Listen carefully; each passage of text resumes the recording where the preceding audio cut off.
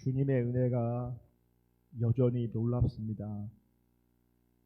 우리가 하루하루 순간순간 살아내는 그 모든 것들이 주님의 은혜인 것을 고백합니다. 그리고 일반 은총과 특별 은총으로 우리 배후에서 일하시는 섭리하시는 하나님의 주권적인 역사를 믿습니다.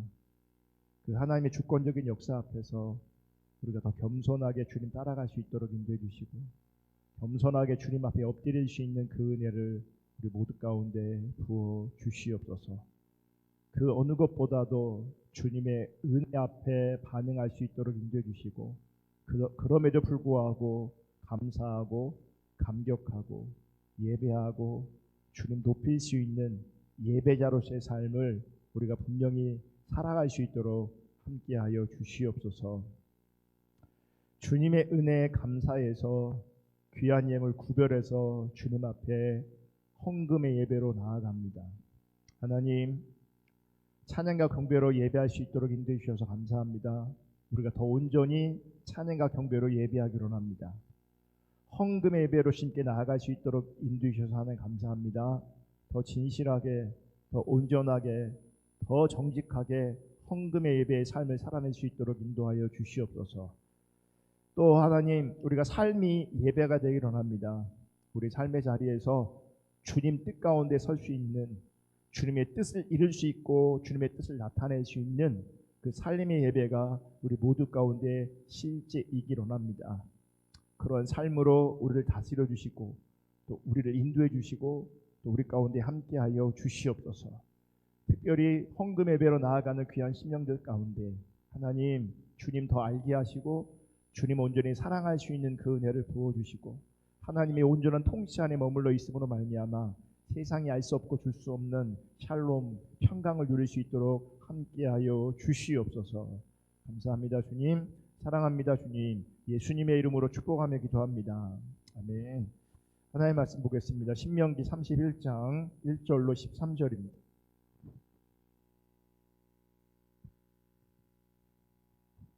신명기 31장 1절로 13절 한 절씩 교독합니다. 모세가 온 이스라엘 백성에게 계속하여 말하였다. 모세가 그들에게 말하였다. 이제 내 나이 120살입니다. 이제 더 이상 당신들 앞에 서서 당신들을 지도할 수 없습니다. 주님께서는 내가 요단강을 건너는 것을 허락하지 않으셨습니다. 주 당신들의 하나님이 당신들 앞에서 건너가셔서 몸소 저 민족들을 당신들 앞에서 멸하시고 당신들이 그 땅을 차지하게 하실 것입니다. 주님께서 말씀하신 대로 여호수아가 지휘관이 되어 당신들 앞에서 건너갈 것입니다. 이미 주님께서 아모리 왕 시온과 옥과 그들의 땅을 멸하신 것 같이 그들도 멸하실 것입니다. 주님께서 그들을 당신들에게 넘겨주실 것입니다. 당신들은 내가 당신들에게 명한 대로 그들에게 하여야 합니다. 마음을 강하게 하고 용기를 내십시오. 그들 앞에서 두려워하지도 말고 무서워하지도 마십시오. 주 당신들의 하나님이 당신들과 함께 가시면서 당신들을 떠나지도 않으시고 버리지도 않으실 것입니다. 모세가 여호수아를 불러서 온 이스라엘이 보는 앞에서 그에게 말하였다. 그대는 마음을 강하게 하고 용기를 내시오. 그대는 주님께서 그대의 조상에게 주시기로 맹세하신 땅으로 이 백성과 함께 가서 그들이 그 땅을 유산으로 얻게 하시오. 주님께서 친히 그대 앞에서 가시며 그대와 함께 계시며 그대를 떠나지도 않으시고 버리지도 않으실 것이니 두려워하지도 말고 겁내지도 마시오. 모세가 이 율법을 기록하여 주님의 언약궤를 매는 레위 자손 제사장들과 이스라엘의 모든 장로에게 주었다. 모세가 그들에게 명령하였다. 7해가 끝날 때마다 곧 빚을 면제해 주는 해의 초막절에 온 이스라엘이 주 당신들의 하나님을 뵈려고 그분이 택하신 곳으로 나오면 당신들은 이 율법을 온 이스라엘 백성 앞에서 읽어서 그들의 귀에 들려주십시오. 당신들은 이 백성의 남녀와 어린 아이만이 아니라 성 안에서 당신들과 같이 사는 외국 사람도 불러모아서 그들이 율법을 듣고 배워서 주 당신들의 하나님을 경외하며 이 율법의 모든 말씀을 지키도록 하십시오. 당신들이 요단강을 건너가서 차지하는 땅에 살게 될 때에 이 율법을 알지 못하는 당신들의 자손도 듣고 배워서 주 당신들의 하나님을 경외하게 하십시오. 아멘. 오늘은 신명기 강의 71번째 시간이고요. 하나님 관점에서의 함께하심이라는 제목으로 하나님 말씀 나눌 때에 하나님 은혜가 함께할 뿐만 아니라 하나님의 기준이 선명하게 비춰질 수 있기를 주님의 이름으로 축복합니다. 여러분, 오늘 본문에 보면 사람마다 다를 수는 있겠으나 보편적으로 사람들이 좋아할 만한 구절이 나옵니다. 그리고 사람들의 마음에 희망이 되는 그런 말씀, 그런 구절이 있습니다. 6절입니다. 한번 다 같이 다시 볼게요. 6절. 마음을 강하게 하고 용기를 내십시오. 그들 앞에서 두려워하지도 말고 무서워하지도 마십시오. 주 당신들의 하나님이 당신들과 함께 가시면서 당신들을 떠나지도 않으시고 버리지도 않으실 겁니다. 이 말씀에서 하나님께서 이렇게 말씀하십니다. 내가 너와 함께 할 것이다. 내가 너를 떠나지도 않을 것이다. 내가 너를 버리지도 않을 것이다. 그러므로 너희는 마음을 강하게 해라. 용기를 내라. 이 용기를 내라는 표현은 우리가 익숙한 표현이 뭐냐면 개역 개정에 마음을 담대히 하라. 그 용기를 내라는 말입니다. 여러분, 이 말씀은 분명히 우리 가운데 힘이 되어지고 소망이 되어지는 말씀이 될 수 있습니다. 특별히 하나님이 함께 하신다. 하나님이 함께 하신다. 우리와 함께 하시고 나와 함께 하신다라고 하는 이 말씀이 우리 가운데 분명히 힘이 되고 소망이 됩니다. 그런데 문제는 우리는 이 하나님의 함께 하심을 주로 어떻게 이해하냐면 하나님이 나를 도우시는 관점에서 함께 하신 하나님으로 이해하는 겁니다.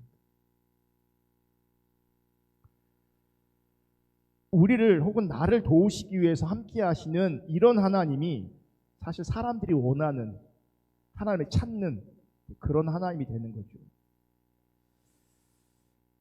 그리고 그런 하나님을 경험하고 싶고 그런 하나님을 알고 싶은 겁니다. 여러분, 우리들의 삶에는 양면성이 있습니다.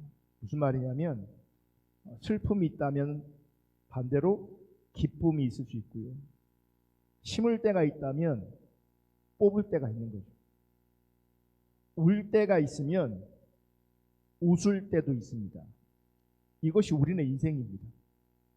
우리가 원하는 인생은 항상 기쁘고 항상 웃고 항상 즐겁고 그런 인생을 바라고 원할지 모르겠지만 실제 우리 인생은 두 가지가 다 존재합니다. 슬픔이 있고 기쁨이 있고 심을 때가 있으면 그 심은 것을 뽑을 때가 있고 울 때가 있고 웃을 때가 있습니다. 이것이 우리네 인생입니다.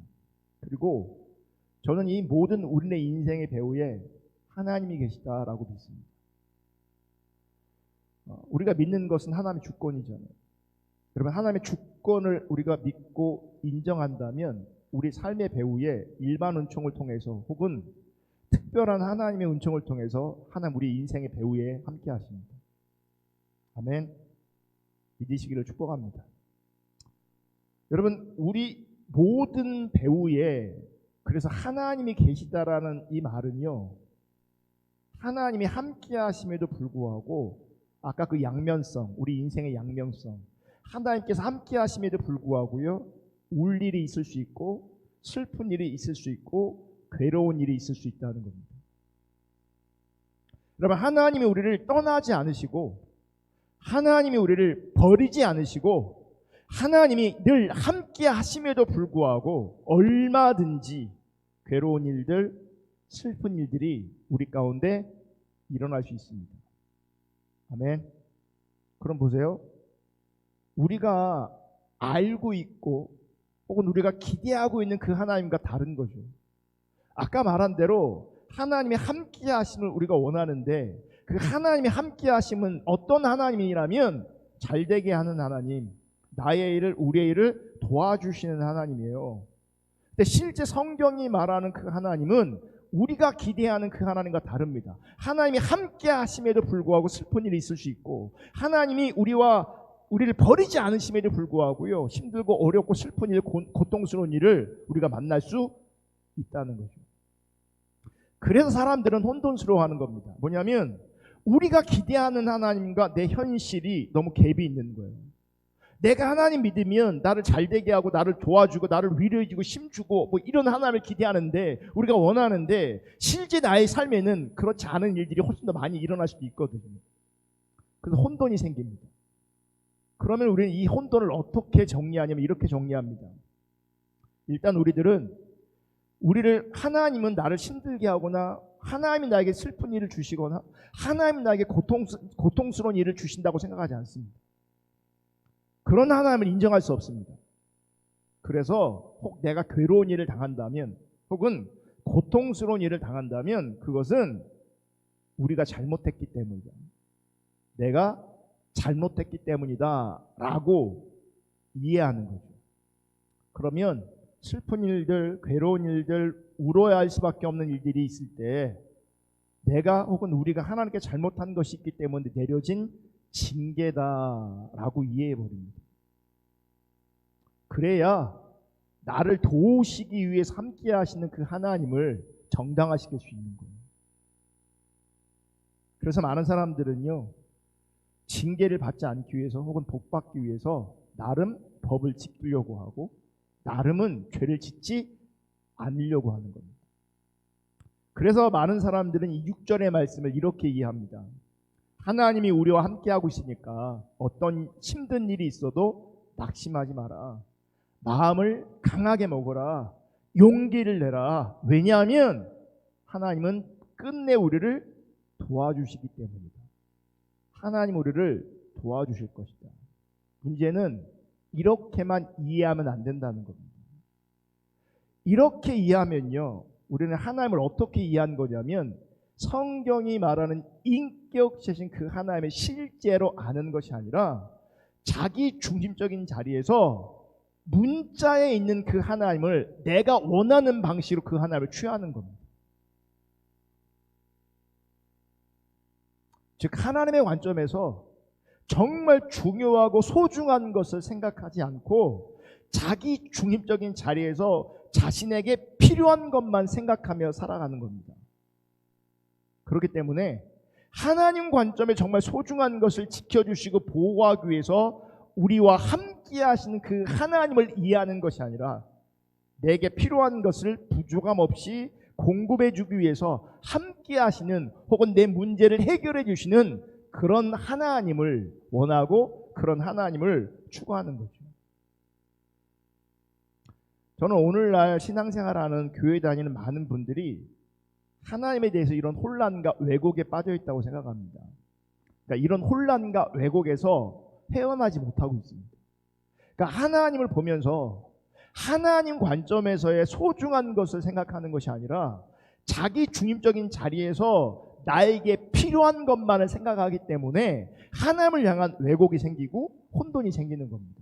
그래서 우리는 기도할 때도요, 하나님 관점에서의 중요하고 소중한 것을 기도하는 것이 아니라 대부분의 많은 사람들이 나에게 자기 중심적인 자리에서 나에게 필요한 것을 구하는 거예요. 그러니까 똑같이 함께하는 하나님이라는 용어를 표현을 써도 어떤 사람들은 하나님 중립적인 자리에서 혹은 하나님의 관점에서 하나님께서 소중히 여기시는 그 어떤 것들을 지키시려고 혹은 그것을 가르치시려고 그것을 드러내시려고 우리 가운데 이해하는 것이 아니라 그 함께 하심도 자기 중립적인 자리에서 나의 필요를 채우신 하나님, 나를 도와주신 하나님을 이해한다는 거죠. 그러니까 기도할 때 하나님께서 소중하게 여기시는 것들, 하나님이 중요하게 여기시는 것들을 위해서 기도하는 게 아니라 그래서 내게 필요한 것만을 구하는 거예요. 그래서 나타난 현상이 뭔지 아십니까? 내게 필요한 것을 구했는데 하나님 늘 잠잠하신 것 같고 내가 원하는 만큼 그분이 일하지 않는 것 같으니 그분에게 점점 마음이 떠납니다. 우리의 주님을 향한 열정 혹은 열정이 점점점 사그라들기 시작합니다. 그러니까 구원받아야 되기 때문에 천국은 가야 되기 때문에 또 신앙생활 하는 것이 문화적으로 일상화되어졌기 때문에 예배드리는 삶 뭐 이런 기본적인 어떤 것들은 이제는 실제 하나님과 동행하는 삶이 안 된다는 겁니다. 그리고 더 심각한 것은 요즘은요, 그러니까 과거에는 왜곡돼 있어서 필요한 것을 구함에도 열심히 구했어요. 정말 열심히 구했어요. 그런데 요즘은요, 내게 필요한 것조차도 하나님께 구하지 않습니다. 다시 말하면 기도하지 않습니다. 그러니까 기도의 필요성조차도 못 느낍니다. 여러분, 기도가 우리 신앙생활에 얼마나 중요한가를 안다면 기도가 안 되는 것이 힘들고요, 기도를 못하는 것이 힘들어야 되는 겁니다. 기도할 수 없는 어떤 환경에 주어진 것이 힘들어져야 됩니다. 왜냐하면 기도가 중요하니까, 기도가 소중하니까. 근데 자기에게 필요한 것만 구하다 보니 점점점 기도도 안 하게 되고 못 하게 되는 거예요. 여러분 잘 들으시기를 축복합니다. 그리고 제대로 인식하시고 기억하시기를 축복합니다. 하나님은 우리의 필요한 것을 이미 다 알고 계십니다. 내가 필요한 것을 그분은 다 알고 계십니다. 그리고 내게 필요한 것은요, 그분의 주권과 그분의 섭도 다 공급하십니다. 그러니까 우리의 필요의 관점으로 공급하시는 게 아니라 그분의 주권과 그분의 섭리 안에서 우리 가운데 공급하십니다. 우리의 필요를 다 아십니다. 그래서 하나님은 우리로 하여금 너희 가운데 필요한 것을 기도하지 말라고 말씀하십니다. 그리고 기도하되 하나님 관점에서의 소중한 것, 다시 말하면 하나님의 뜻과 하나님의 목적을 위해서 기도하라고 말씀하시는 거예요. 아멘. 그리고 이렇게 하나님 관점에서의 소중한 것을 구하는 자가 진짜 하나님의 사람이고요, 그 사람이 하나님을 아는 겁니다. 우리가 신앙의 본질을 하나님 알고 하나님 사랑하는 거라고 늘 얘기하고 듣고 하는데, 그럼 누가 하나님을 아는 자냐? 하나님의 뜻을 구하는 자입니다. 하나님의 목적을 구하는 자입니다. 그분이 하나님 아는 자입니다. 여전히 자기 필요에 매여서 자기 필요만 구하는 자가 있다면 그분은요, 신앙에 대한 열정이 있을지 몰라도, 뭐 그런 분도 요즘에 대부분 없지만 사라졌지만, 그럼에도 불구하고 그분은 하나님 아는 자가 아닙니다. 그래서 예수님이 이렇게 말씀하시잖아요. 너희는 먼저 그의 나라와 그의 의를 구하라. 그러니까 제가 또 이렇게 말하면, 그럼 우리한테 필요한 건 구하면 안 되는 거예요, 목사님? 구하세요. 그분 우리 아빠가 되셔서 우리 필요한 거, 우리가 힘든 거 우리가 구할 수 있죠. 지금 제가 말하는 건 구하지 말라, 구하면 죄다라고 말하는 게 아니고요, 정말 중요한 것을 먼저 구하라는 얘기예요. 그래서 예수님이 먼저 그 나라와 그의 의를 구하라. 정말 중요한 것은 하나님 나라, 예수님의 나라고, 정말 중요한 것은 예수님의 의가 중요하고 소중하기 때문에 그것을 우선적으로 구하라라고 말씀하시는 겁니다. 먹을 거, 입을 거 이런 것들은 육체를 입고 있기 때문에 우리도 이 세상에서 생존해야 되기 때문에 먹고 입는 것이 정말 중요할 수 있습니다. 근데 사실은 중요한 게 아니라 필요한 거죠. 소중한 것은 아닙니다. 그래서 그게 근본적으로, 그게 본질적으로 중요한 것이 아니기에 우선적으로 구하면 안 된다, 구하지 말라라고 말씀하시면서 우리에게 필요한 거 내가 이미 다 알고 있다 라고 하나님께서 말씀하시는 겁니다. 그렇기 때문에 혹시 필요한 것이 부족하고 혹은 없다고 해서 낙심하고 슬퍼하고 절망하고 살 맛을 잃어버린다면 그런 삶은 이방인과 같은 삶이라는 거죠. 이방인들이, 하나님 없는 사람들이 먹고 마시는 거, 그런 거 구한다는 거죠. 여러분, 세상이 말하고 세상이 원하는 하나님은 나에게 필요한 것을 공급해 주시는 그런 하나님이 아닙니다. 제가 잘못했어요. 그러니까 세상이 원하는 하나님은 나에게 필요한 것을 공급해 주시는 하나님이에요. 근데 성경에서 하나님이 스스로 하나님을 계시하셨는데 성경에서 계시하신 그 하나님은 우리에게 필요한 것이 아니라 소중한 것, 우리 가운데 가치 있는 것, 우리 가운데 정말 중요한 것을 위해서 존재하신 하나님이라는 거예요. 따라서 우리는 필요한 것에 지나지 않은 것을 소중하게 여기고 내게 필요한 것을 얻으려고 하나님을 만약 찾는다면 그것은 성경이 말한 하나님이 아닙니다. 성경과 상관없는 다른 하나님입니다. 보세요. 하나님은 먼저 그 나라와 그 의를 구하라고 말씀하시는데 너에게 필요한 걸 구하는 게 아니라 하나님 관점에 정말 중요하고 소중하고 가치 있는 걸 구하라고 하시는데 그 하나님께 내 필요만 구하고 있다면 이분이 구하고 찾는 그 하나님은 성경에서 말하는 그 하나님이 아닌 거예요. 자기가 원하는 하나님인 거예요.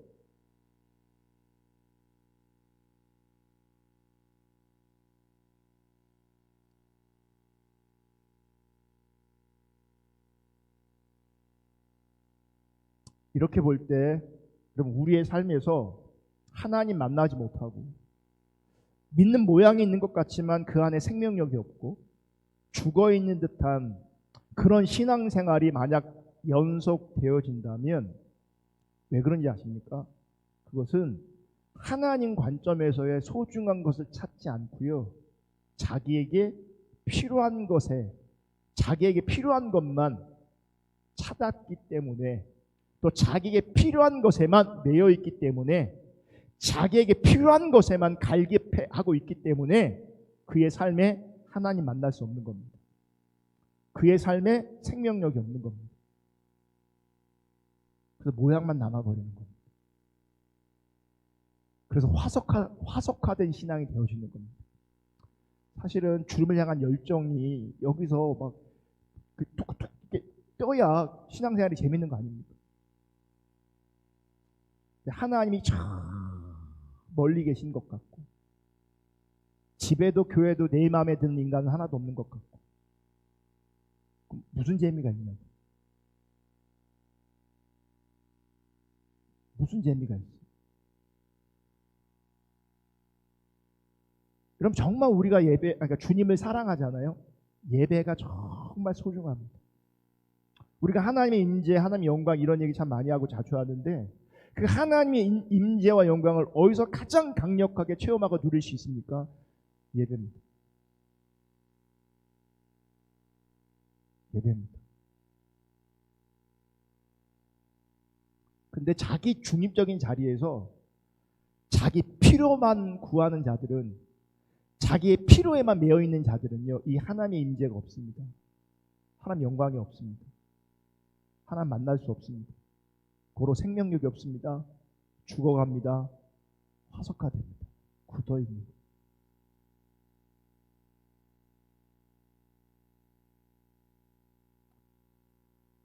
그래서 오늘 우리는요, 내가 너와 함께 할 것이다. 내가 너를 떠나지도 않을 것이다. 내가 너를 버리지도 않을 것이다. 그러니 너희는 마음을 강하게 하라. 용기를 내라. 마음을 담대히 하라. 라고 하는 이 6절의 말씀을 새롭게 재정립해야 됩니다. 하나님 관점으로. 그리고 하나님 관점에서의 함께 하심이란 의미가 정말 무엇인가를 제대로 인식할 수 있기를, 성령의 조명으로 깨달을 수 있기를 예수님의 이름으로 축복합니다. 여러분, 신명기 31장부터는요 모세가 자기의 죽음을 앞두고 가나안 땅에 들어갈 이스라엘 백성들에게 하는 얘기입니다. 설교입니다. 지금 모세는 가나안 땅에 들어갈 이스라엘 백성들을 향해서 마음을 강하게 하라, 담대히 하라, 용기를 내라, 이렇게 말하는 거죠. 왜냐하면 하나님이 함께 하실 거니까 담대히 하라, 용기를 내라. 그러면서 그들에게 또 뭐라고 권면하냐면 율법을 주면서 이스라엘 백성들로 하여금 초막절이 되면 너희들은 모여서 이 율법을 백성들 앞에 읽고 듣게 하라. 그리고 그 율법을 듣고 배워서 그 율법을 지켜 행하게 하라. 그래서 하나님을 경외하게 하라. 너희 자손들도 하나님을 경외하게 하라. 율법을 가르쳐서 이렇게 지금 당부하고 있는 겁니다. 여러분, 지금 모세는요, 하나님이 어떤 분인가를 잘 알고 있는 분입니다. 지금 모세는 머리로 하나님을 이해하고 알고 있는 것이 아니라 자신의 삶을 통하여 자기 삶에 개입하시고 자기를 다스리시고 통치하시고 인도하시는 인격체이신 살아계신 그 하나님을 모세는 알고 있습니다. 특히 가나안 땅을 앞에 두고요, 평생 이스라엘 백성들을 인도했는데 가나안 땅에 그들을 들어갈 수 있도록 그들의 리더로 살아왔는데, 근데 결국 이 모세는 가나안 땅에 들어갈 수 없다는 하나님의 평가를 듣습니다. 그러니까 평생을 자기 인생 전부를 걸고 이스라엘 백성들을 끌고 왔는데 정작 자신은 요단강을 건너갈 수 없는, 가나안 땅에 들어갈 수 없는 그런 자신을 인식하면서 지금 모세는 하나님을 생각할 수밖에 없습니다. 2절 볼게요. 2절. 오늘 본문 2절입니다. 다 같이 있습니다. 시작.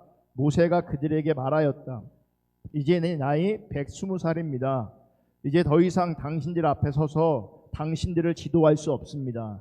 주님께서는 내가 요단강을 건너는 것을 허락하지 않으셨습니다. 지금 모세가 지금, 여러분, 주님께서는 내가 요단강을 건너가는 걸 허락하지 않으셨습니다. 다시 말하면 가나안 땅에 들어가는 것을 허락하지 않으셨습니다. 나는 요단강을 건너갈 수 없습니다. 나는 가나안 땅에 들어갈 수 없습니다. 라고 하는 이 말을 할 때에 여러분, 모세의 심정이 어떻겠습니까?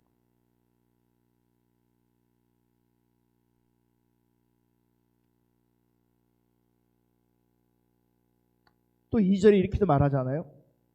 이제 내 나이 120살입니다.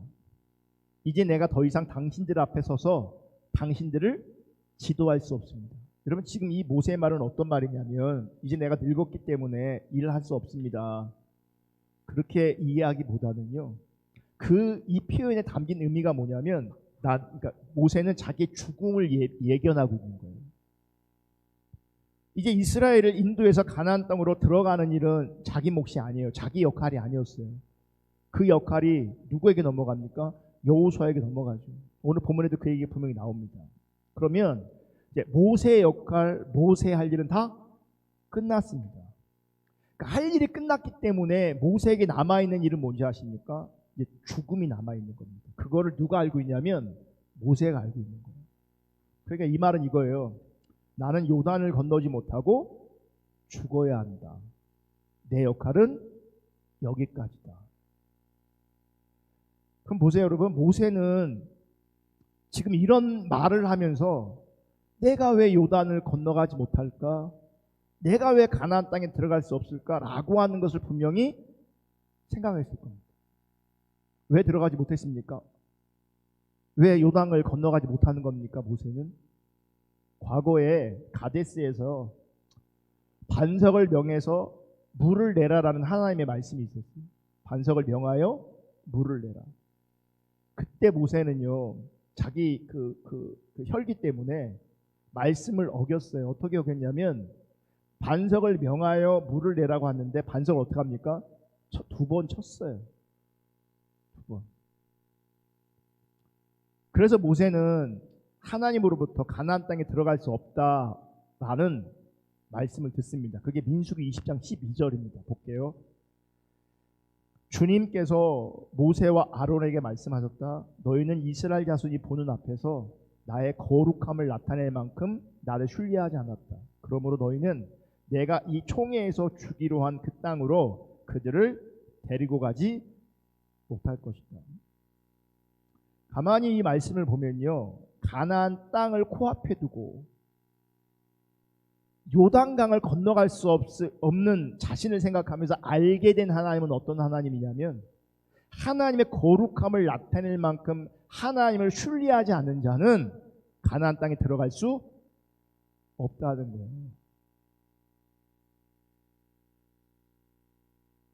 저는 모세 입장에서 많이 억울할 것 같아요. 이런 배우를 아시는 분이 있지만요, 속 터지게 한 건 누굽니까? 이스라엘 백성들이거든요. 이스라엘 백성들 때문에 속이 터져갖고 열받아갖고 흥분해서 격하게 반응한 거거든요. 반성을 명하여 물을 내라고 했는데 예, 화가 나갖고 흥분해서 반성을 2번이나 쳤어요. 그 일을 하나님 뭐라고 평가하시냐면 하나님의 거룩함을 나타낼 만큼 하나님을 신뢰하지 않았다. 옛날 성경에는요, 너희가 하나님의 거룩함을 나타내지 않았다 이렇게 표현하거든요. 여러분, 하나님의 거룩함을 나타낼 만큼 하나님을 신뢰하지 않는 자는 가나안 땅에 들어갈 수 없어요. 그래서 지금 모세는 이스라엘을 향해서 가나안 땅에서는 여호와만 신뢰해야 된다. 가나안 땅에서는 여호와만 의지해야 된다. 가나안 땅에서는 여호와의 거룩함을 드러내야 된다. 가나안 땅에서는 여호와만을 경외하는 삶을 살아야 된다 라고 하는 하나님의 기준을 분명히 알았기 때문에 그거를 강력하게 이스라엘 백성들에게 뭐 하는 거예요? 당부하는 거예요. 하나님의 거룩함을 나타내라. 하나님만 신뢰해라. 하나님만 의지해라. 하나님만 경외해라. 이렇게 권면하는 겁니다. 여러분, 모세의 인생을 아시죠? 모세는요, 평생 하나님과 함께 했습니다. 우리가 하나님의 얼굴을 구하는 삶을 가르칠 때에 몇 사람의 예를 듭니다. 누굽니까? 모세와 다윗과 바울입니다. 특별히 모세는요, 실제적으로 하나님의 얼굴을 구하는 관점에서 정말 정확하게 그 상태, 하나님의 얼굴의 상태, 얼굴을 구하는 삶의 상태를 모세의 삶을 통해서 우리 가운데 그대로 보여주고 있습니다. 얘기 뭐냐면 모세는 평생 하나님과 함께 했던 사람입니다. 하나님이 모세와 함께 하셨습니다. 근데 보세요. 하나님이 모세와 함께 했는데 결과는 뭡니까? 가나안 땅에 들어갑니까? 못 들어갑니까? 못 들어가는 거예요.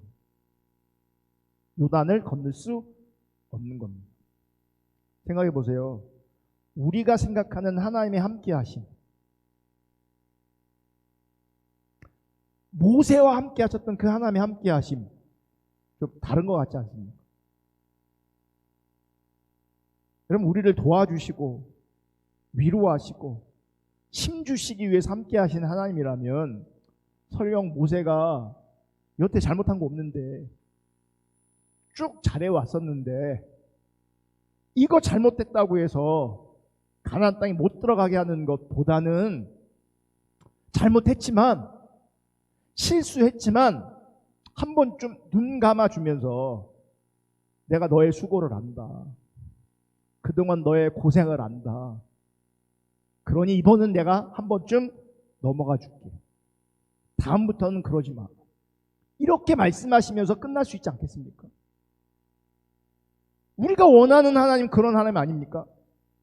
내가 잘못한 거 인정하지만 좀 덮어주시고 용서해 주시고 한없이 품어주시고 뭐 그런 하나님 우리가 원하는 거 아니에요? 그런데 지금 모세에게 함께 하신 하나님은요, 반석을 2번 친 모세와 같은 모습은 약속의 땅에 들어갈 수 없다는 것을 세상에 드러내기 위해서 모세로 하여금 요단을 건너지 못하게 가나안 땅에 들어가지 못하게 하시는 겁니다. 그러니까 우리가 보기에는 안타깝지만 하나님의 관점에서는요, 그 가나안을 코앞에 두고 모세가 행했던 그 행함이 엄청난 의미가 담겨 있는 거예요. 그래서 하나님 편은 넘어갈 수도 있지만 하나님 편은 덮어줄 수 있지만 그 모세의 그 행동 하나를 통해서 하나님의 기준을 우리 가운데 온전하게 드러내시는 거예요. 이런 경우를 누가 더 당했냐면요, 베드로도 당한 적이 있거든요. 바울 앞에서 이방인들과 밥 먹다가 예루살렘에 사람들이 오니까 어떻게 합니까? 자리를 들고 이동했잖아요. 이거 그냥 한 번쯤 그냥 조용히 바울이 따로 불러서 형님 여태 잘하셨는데 이게 뭡니까 쪽팔리게, 하나님의 기준을 안다는 사람이, 우리식으로 말하면 십자가 복음을 전한다는 사람이 어떻게 이럴 수가 있습니까? 다음부터 그러지 마십시오. 이번은 봐줍니다. 한 번 더 그러시면, 한 번 또 걸리면 성경에 기록할 겁니다. 이게 맞는 거 아니에요? 근데 그런 과정 없이 그냥 써버려요. 인류가 존재하는 한 지금 모세와 바울은요, 그분들의 수치가 고스란히 담겨 있습니다. 근데 왜 중요합니까? 이게 그 안에 엄청난 하나님의 기준이 담겨 있기 때문에 드러내시는 거예요. 그 하나님의 기준을 가르치려고요, 평생 함께했던 그 모세마저도 가나안 땅에 못 들어가는 거예요. 지금 하나님에게는요, 하나님 관점에서 중요하고 가치 있고 소중한 것은 약속의 땅이 어떤 땅인가라고 하는 것을 가르치는 것이지 모세 한 사람을 보호하는 것이 아니에요. 이렇게 말하면 모세가 가나안 땅에 못 들어갔다 이렇게 말하면 그럼 모세는 구원 못 받은 겁니까? 모세는 천국 못 가는 겁니까? 이렇게 생각하시는 분이 있는데요, 그건 관점이 완전히 빗나가는 겁니다. 제가 모르긴 해도 모세는 당연히 구원 받았죠. 모르긴 해도 당연히 모세는 천국에 있을 겁니다.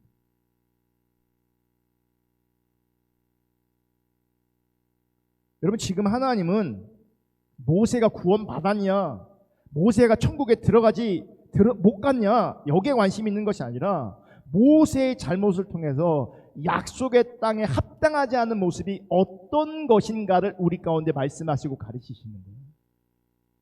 여러분, 가나안 땅에 분명히 합당하지 못한 모습이 있습니다.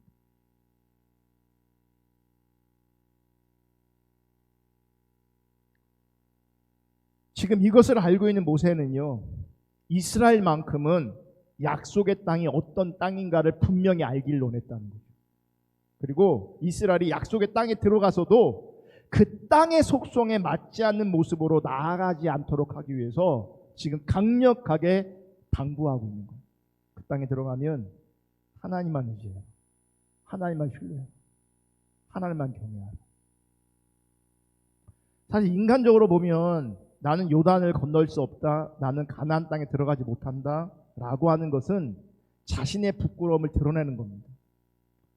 그러니까 이스라엘의 지도자였는데, 여러분, 지도자가 가나안 땅에 들어가지 못한다는 것, 이건 한편으로 백성들 앞에서 감추고 싶은 거고요, 언급하기 싫은 내용입니다. 그러니까 하나님의 기준을 가르쳐도요, 굳이 이 얘기 할 얘기가 없어요. 스스로 본인에게 부끄러운 일인데 이 얘기를 왜 하겠어요? 왜 끄집어내겠어요? 그냥 그거 말하지 않고 여러분들 그 땅에 들어가면 하나님 뜻대로 사세요, 본질 추구하세요, 하나님 경외하세요, 얼마든지 이렇게 가르칠 수 있어요. 근데 자기 입으로 나는 가나안 땅에 들어갈 수 없습니다. 하나님이 못 들어가게 하십니다. 스스로 자기의 부끄러움을 언급하고 있다고. 왜 그러겠습니까? 자신의 부끄러움, 이게 중요한 게 아니고요, 자신의 잘못을 예로 들면서까지 이스라엘 백성들에게 하나님이 어떤 분이신가, 약속의 땅은 어떤 땅인가 라고 하는 것을 가르치는 겁니다.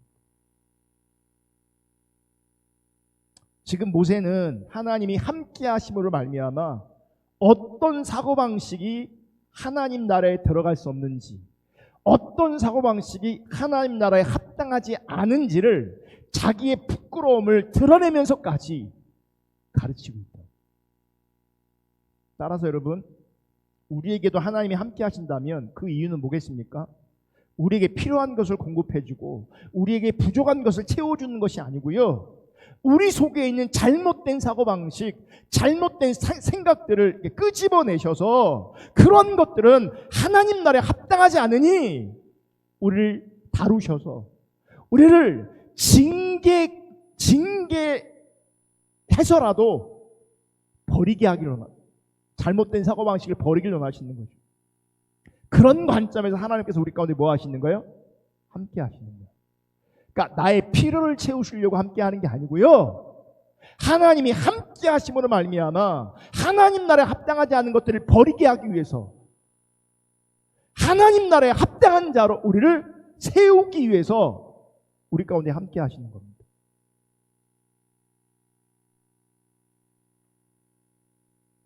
그래서 모세는 자신의 잘못함으로 말미암아 요단으로 들어가지 못하게 된 것을 신세한탄하지 않습니다. 그저 지금 모세는 요단에 들어가지 못하는 것을 통해서까지도 지금 하나님의 일을 보여주고 있습니다. 마찬가지로 우리가 세상을 살아가는 것은요, 결코 우리의 일을 위해서가 아니라 하나님의 일을 위해서 우리가 태어났고 존재하고 살아가고 있다는 걸 기억하셔야 합니다. 아멘. 이것을 깨닫게 하기 위해서 하나님 우리 가운데 함께 하십니다. 이거 깨달으라고. 그래서 여러분, 하나님이 이렇게 우리 가운데 함께 하지 않으시면요, 우리 인간들은, 타락한 인간들은요, 인생의 본질을 깨달을 수 없습니다. 그러니까 인생의 본질을 깨달을 수 없으니 처음부터 끝까지 자기를 위해 존재하는 겁니다. 자기 중심적인 삶을 사는 겁니다. 하나님 나라에 합당하지 않게. 그래서 왜 사는지를 모르고요, 왜 슬픈 일이 일어나고 괴로운 일이 끊이지 않는지 그 일을 알지 못한 채 평생을 근심과 염려와 걱정 속에서 헤매고 살다가 끝내 육신이 쇠하여 죽는 겁니다. 의미 없는 인생의 연속되는 거죠. 그러나 저와 여러분은 하나님이 함께 하심으로 말미암아 인생의 본질을 알 수 있습니다. 왜요? 말씀이 그것을 가르쳐주고 있기 때문에. 또 하나님이 함께 하심으로 말미암아 그 말씀의 기준, 그 말씀의 비밀을 우리 가운데 깨닫게 하시기 때문에. 그래서 알게 된, 그래서 우리 마음 가운데 소중하고 가치 있게 간직하게 된 것이 무엇입니까? 하늘의 생명이어야 합니다. 생명이어야 합니다. 아멘. 그 하늘의 생명이 뭡니까? 신앙의 본질입니다. 하나님을 알고 하나님 사랑하는 겁니다. 그래서 요한은 분명히 얘기해, 영생은 예수 그리스도 그분을 아는 것이다. 그러니까 하나님이 함께 하심으로 말미암아 우리를 다루시고 우리를 빚으심으로 말미암아 하나님의 함께 하심의 열매가 뭐냐면 이 땅에 가장 소중한 것이 무엇인가를 발견케 하시고 깨닫게 하시는 것인데, 그것은 하늘의 생명인데, 그 하늘의 생명은 주님을 알고 주님을 사랑하는 신앙의 본질이 되는 겁니다. 아멘. 이 생명의 소중함을 아는 자들은요, 이 땅에서 마음이 강하고 담대하게 살아갈 수 있게 되어지는 거예요. 왜요? 하나님 함께 하시니까. 그분에게 하나님 함께 하시니까. 여러분 잘 들으세요. 하나님 없는 세상 사람들은요, 온통 자기 일에만 관심이 있습니다. 또 잘 들으세요. 하나님 없는 교인들은 하나님이 자기 일에 관심을 가져주길 원합니다. 그런데 참된 신자는 하나님의 일에 관심이 있습니다. 하나님 없는 세상 사람들은 자기 일에 스스로 관심이 있고요, 교회 다니는 교인들은요, 하나님이 자기 일에 관심을 가져주길 원하고요, 근데 성경이 말하는 참된 신자는요, 하나님 그분의 일에 관심이 있습니다. 왜냐하면 하나님 그분이 나에게 생명이니까. 하나님 알고 사랑하는 것이, 그분의 일에 동참하는 것이 생명이니까. 그래서 신자는요, 우리 인생에서 일어나는 다양한 일들, 다시 말하면 괴로운 일들, 슬픈 일들, 더 나아가 죄까지도 하나님의 일을 보여주는 도구로 바라볼 줄 아는 사람이 신자입니다. 모세가 자기의 부끄러움, 자기의 잘못도 언급하면서 하나님의 일을 드러내는 거죠. 여러분, 이게 하나님을 경외하는 것이고요, 이런 모습이 하나님 나라의 합당한 모습입니다. 여러분, 우리의 소망은, 우리의 희망은 하나님이십니다. 여러분에게 유일한 열망과 소망이 하나님이시기를 예수님의 이름으로 축복합니다. 정말 중심에서 축복합니다. 그러면 우리의 필요를 공급해 주시는 하나님을 찾고 원하는 것이 아니라 우리를 다루시며 때로는 징계해서라도 천국의 하나님 나라에 합당한 모습으로 만들어 가시는 그런 하나님을 원할 수 있기를 축복합니다. 더 나아가 그런 하나님을 좋아하고 그런 하나님을 사랑할 수 있기를 예수님의 이름으로 축복합니다. 여러분, 모세가 이스라엘 백성들에게 하나님이 함께한다, 마음을 강하게 하라, 담대하라, 용기를 내라, 그렇게 말할 수밖에 없는 이유가 있습니다. 그것은 그들이 요단을 건너 가나안 땅에 들어가면 그들에게 기다리고 있는 것은 전쟁이기 때문에 그렇습니다. 40년 광야 고생의 세월이 끝났습니다. 근데 그 광야 세월이 끝나고 요단강을 건너면 낙원이 있는 게 아니고요. 그들이 해야 될 일이 있는데 전쟁이 있습니다. 전쟁을 통해서 그 땅에 존재하고 있는 가나안 족속들을 쫓아내야 합니다. 이게 약속의 땅이 기다리고 있는 현실이었어요. 이건요, 영적인 의미가 있는 것인데 어떤 그 당시에 그러니까 어떤 특정한 어떤 사람들을 쫓아내는 것을 의미하는 것이 아니라 그 과거의 이 사건들을 통해 하나님 우리 가운데 말씀하기를 원하시는 것은 가나안 민족이 가지고 있는 그 사고방식, 그리고 반석을 2번 친 모세와 같은 그 사고방식을 쫓아내는 거예요. 거기에 뭐가 있는 거예요? 전쟁이 있는 거예요. 그러니까 지금은요, 우리가 이 세상 가운데 특정한 어떤 인종이나 어떤 사람이나 민족을 청산하고 쫓아낼 그런 대상은 없습니다. 아멘. 아멘. 그 어떤 존재도요, 우리가 차별해서는 안 됩니다. 차별할 수 있는 존재가 이 땅에 하나도 없습니다. 지금 여기서 말씀하시는 바는 가나안 민족이 대변하고 있는 그 세상의 사고방식, 반석을 2번이나 친 모세가 가지고 있던 하나님 나라에 합당하지 않았던 그 사고방식을 쫓아내야 된다는 거예요. 이 가나안의 사고방식과 반석을 2번 친 모세의 사고방식이 공통점이 있습니다. 뭔지 아십니까? 말씀을 의지하는 것이 아니라 자기 스스로의 힘으로 인생을 살아내는 거예요. 그러니까 하나님 그러잖아요. 모세야 아까 나의 거룩함을 나타내지 못했다. 나의 거룩함을 나타낼 만큼 나를 신뢰하지 않았다. 여러분, 하나님의 거룩함을 드러내는 게 뭔지 아십니까? 하나님이 말씀하신 그대로 말씀을 의지하고 순종하는 겁니다. 내 힘과 열정으로 내 인생을 살아내는 것, 내 힘과 열정으로 신앙생활하는 것, 그거는요 가나안의 사고방식이고요, 반석을 2번 친 모세의 사고방식이에요. 쫓아내야 되는 거예요. 버려야 되는 거예요. 이렇게 전쟁을 앞두고 있는 것이 이스라엘의 현실이었습니다. 그게 약속의 땅이었습니다. 근데 보세요, 그 약속의 땅, 그 가나안 땅이 우리 시대에 해석하면 이게 하나님 나라를 예표하고 있는 거거든요. 근데 보세요, 우리가 하나님 나라, 천국 하면 뭘 생각하냐면 파라다이스, 낙원을 생각합니다. 안 그렇습니까? 근데 보세요, 이 가나안이 약속의 땅이라면, 하나님 나라라면 우리는 생각합니까? 낙원으로 파라다이스를 생각해야 되는데, 실제 하나님 인도하셨던 그 가나안 땅은, 그 약속의 땅은 무엇이 기다리고 있다고요? 전쟁이 기다리고 있다고요. 낙원의 모습이 아니에요. 그럼 보세요, 이 약속의 땅 가나안 땅은 무엇을 정확하게 예표하느냐? 저는 이 가나안 땅이요, 이미 하나님 나라라고 생각합니다. 그러니까 아직 안 온 하나님 나라, 아직 안 온 그 하나님 나라가 오면 우리가 생각하는 파라다이스, 낙원 이런 개념이 실제 될지 모릅니다. 근데 이미 온 그 하나님 나라는 파라다이스 아니에요. 거긴 뭐가 있어요? 전쟁이 있어요. 전쟁이 있어요. 여러분, 우리가 살아가는 이 하나님 나라, 이미 온 그 하나님 나라를 살아갈 때 우리는요 전쟁을 해야 됩니다. 어떤 전쟁이요? 이 세상의 사고방식을 쫓아내는, 모세가 반석을 2번 친 그 사고방식을 쫓아내는 하나님 나라로 말미암아 전쟁이 우리 가운데 있습니다. 이 싸움이 있습니다.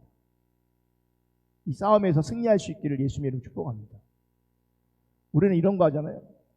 천국 같은 가정, 천국 같은 교회, 뭐 이런 거 많이 원합니다. 이미지가 있잖아요. 천국 같은 가정. 이 집은 그 명절 되면 항상 사철의 봄바람 불고 있고, 이거 제가 50살이거든요. 50년 불러.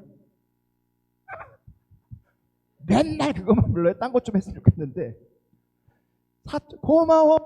고마워라 임마누엘 하면서 이게 뭡니까? 천국 같은 가정, 천국 같은 교회, 뭐 그런 거 꿈꾸는 거 아닙니까? 잘 들으세요. 우리가 생각하는 천국 같은 교회, 우리가 생각하는 천국 같은 가정이 이 땅에 없습니다. 가나안 땅에 들어가면 뭐가 필요하다고, 뭐가 기다리고 있다고요? 전쟁. 여러분의 가정에 전쟁이 기다리고 있고요. 교회에 뭐가 있는 줄 아십니까? 전쟁이 있는 겁니다. 그러니까 우리는 낙원 같은 교회 이런 거죠. 우리 교회 하면 막 서로 사이좋게 지내고 서로 친절하고 서로 재밌고 이런 그게 자기 중적인 교회입니다. 그런 교회 추구해도 안 되고요. 그런 교회는 거의 없습니다. 있을 수가 없어요. 인간이 그렇게 만들 수가 없어요. 그러니까 성경이 말하는 천국 같은 교회, 성경이 말하는 천국 같은 가정은 무엇이냐면 가나안의 사고방식을 용납하지 않고 그것과 싸우고 있는 교회를 말하는 거예요. 우리가 하나님 앞에 하나님을 인정하는 교회라면요, 우리 안에 어떤 일이 있어야 되는 겁니까? 당연히 우리가 할 수만 있으면 사회주의 지나고 할 수만 있으면 재미있으면 더 좋겠죠. 근데 정말 중요한 건 그게 교회의 본질이 아니라는 거예요. 이 땅에 있는 우리 인간들이 가지고 있는, 우리 사람들이 가지고 있는 그 가나안의 사고방식을 쫓아내는 교회, 그 가나안의 사고방식과 전쟁하고 있는 교회, 그게 여러분 하나님께서 원하시는 천국 같은 교회입니다. 가정도 마찬가지예요. 여러분 가정 안에 가나안의 사고방식이 발붙이지 못하도록 싸울 수 있게 축복합니다. 근데 보세요, 우리도 마찬가지지만 하나님 없는 우리 가족의 구성원들 안에는 뭐가 있냐면 가나안의 사고방식이 있어요. 우리들의 자녀들 안에 가나안의 사고방식이 있어요. 전쟁일 수밖에 없죠. 영적 전쟁이에요. 하나님이 우리를 빚으시고 다루셔서 때로는 징계해서까지라도 우리 안에 있는 그 가나안의 사고방식을 밀쳐내는 것, 싸우는 것, 그게 하나님 나라의 모습이에요. 그 일 때문에 하나님 뭐라고 말씀하시냐면 내가 너와 함께 할 거다. 내가 너를 떠나지 않을 것이다. 내가 너를 버리지 않을 것이다. 마음을 강하게 하고 용기를 내고 담대해라. 그러면 하나님의 승리가 너와 함께 할 것이다. 나의 승리가 너와 함께 할 것이다. 이렇게 말씀하십니다. 그래서 여러분 우리가 진짜 하나님 나라를 맛보기 위해서는요, 하나님의 통치와 하나님 다스리심을 맛보기 위해서는요, 가나안의 사고방식과 싸워야 합니다. 그 가나안의 사고방식을 용납하면요, 나는 천국이 아니에요. 그건 약속의 땅이 아니에요. 그건 이미 온 하나님 나라가 아니에요. 이방인인 거예요.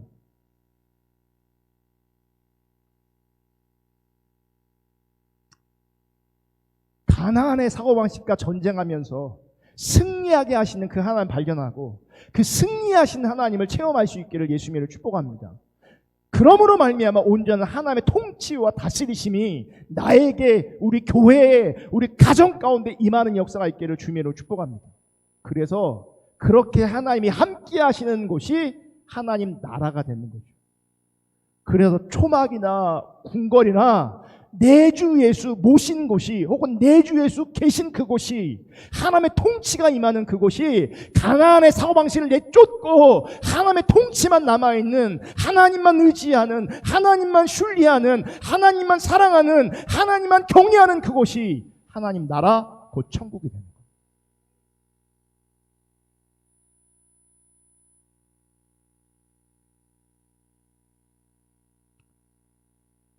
여러분 우리는요, 하나님이 함께 하시는 인생을 살고 있는 겁니다. 아멘. 때문에 두려워하지 않기를 축복합니다. 강하고 담대함으로 세상 바라볼 수 있기를 축복합니다. 가난한 것, 병드는 것, 고통스러운 일이 발생하는 것조차도 두려워하지 마시기를 예수님으로 축복합니다. 제가 지금 축복의 말을 드렸는데 사실 쉽게 한 말이 아닙니다. 왜냐하면 저도 가난의 무게를 압니다. 저도 질병의 무게를 압니다. 고통스러운 이게 무게를 나름대로 압니다. 그래서 결코 쉽게 하는 말이 아닙니다. 저도 그렇고 여러분들을 위해 기도할 때도 할 수만 있으면, 가능하다면 저와 여러분의 삶에 가난이 떠나고 질병이 떠나고 고통스러운 일이 떠나가는 있기를 기도합니다. 중심에서 축복하고 있습니다. 그러나 분명한 것은 우리에게는 가난을 이기는 것이 목적이 아닙니다. 우리에게는 부자 되는 것이 목적이 아닙니다. 우리에게는 질병을 이기는 것이 목적이 아닙니다. 고통스러운 일을 해결하는 것이 우리의 목적이 아닙니다. 아니라 가난과 질병과 혹 고통 속에서도 그럼에도 불구하고 하나님의 일을, 하나님의 뜻을, 하나님의 행하심을 보여주는 자입니다. 하나님이 함께하고 계심을 가난하지만 보여주고, 하나님이 함께하심을 질병 가운데 있지만 보여주고, 하나님이 함께하심을 때론 고통스러운 일이 우리 가운데 허용되어지지만 그 속에서도 하나님의 일을 보여주는 것, 그게 신자의 일입니다. 이것을 아는 자는 세상을 향하여 담대하게 나아갈 수 있을 겁니다. 아멘. 그런데 문제는 이런 모습으로, 이런 상태로 산다는 것 자체가 사실은 정말 쉽지 않다는 겁니다. 정말 힘듭니다. 말처럼 우리의 결단이나 우리의 다짐처럼 결단코 쉽지 않습니다. 그래서 여러분, 우리가 이렇게 연약할지라도 하나님은 우리를 버리지 않으신다, 떠나지 않으신다라고 말씀하시고 약속하는 겁니다. 그리고 우리가 연약하기에 우리 속에 있는 말씀을 통해서 때로는 말씀하시고, 때로는 책망하시고, 때로는 징계하시면서까지 우리를 붙잡고 계시길 원하는 겁니다. 그래서 하나님의 관점에서 정말 소중한 것으로부터 떠나지 않도록, 하나님의 관점에서 정말 중요한 것으로부터 떠나지 않도록 우리를 붙드시는 겁니다. 이게 주님의 은혜입니다. 이 주님의 은혜가 저와 여러분을 늘 붙들고 있기를 축복합니다. 내가 너를 떠나지 않을 것이다, 버리지 않을 것이다, 내가 너를 하나님의 사람으로, 나의 사람으로 만들 것이다. 그런 하나님의 은혜에 붙들린 하나님의 사람으로 더 아름답게, 더 온전하게 빚어질 수 있기를, 세워질 수 있기를 예수님의 이름으로 축복합니다. 아멘. 기도하겠습니다. 우리 한번 말씀 붙잡고 기도하겠습니다. 나는 내게 필요한 것을